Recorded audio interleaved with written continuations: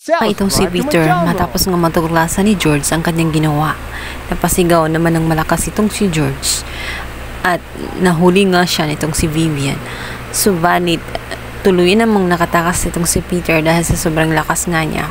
Hindi napigilan ni George at tangay-tangay nga ni Peter ang box na punong-puno nga ng mga relo nitong si Basil. Hinayang itong si George kung kaya pinipilit niya si Sam na ipag-drive nga siya upang sundan nga itong si Peter. Nais niyang makuha ang naturang box na yun dahil hindi lang ang mga mamahaling koleksyon ni Basil ang naroon dahil pati nga ang wedding ring nila ay naroon na rin sa box na yun kung kaya't kailangan nila yung mabawi. Samantala, nagulat naman at nasyak itong si Aurora na may kasamang sarkastikong tawa dahil iisip talaga ni Galvan na si Peter ay isang tunay na palasyo.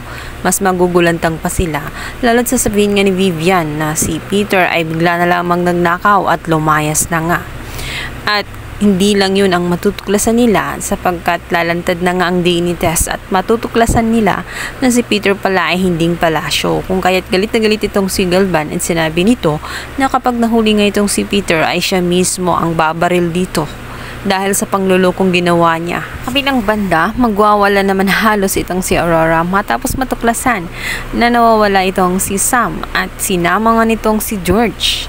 Nag-aalala siya hindi sa kanyang mga manugang kundi sa daladalang apo nitong si Sam. Ayaw niya na may mangyaring hindi maganda sa kanyang apo dahil inaasahan na niya na ito na nga ang susunod kay Paco na maging tagapagmana. Hindi siya makakapayag na may mangyaring hindi maganda doon kung kaya't pinasundan na agad ng mga pulis itong si Sam. Samantalang itong si Sam at itong si George ay matutuklasan nila ang lumang bahay kung saan huminto nga itong si Peter. Magugulantang naman itong si George matapos matuklasan na may dugo at susundan niya yon.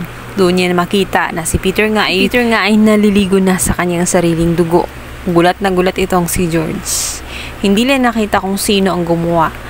Ang tao kayang yun ay medyo katangkaran. Si Paco kaya yun o si Jericho? Yun ang pinakamalaking tanong. Ito din kaya ang pumatay kina Basil at kina Beverly? Abangan!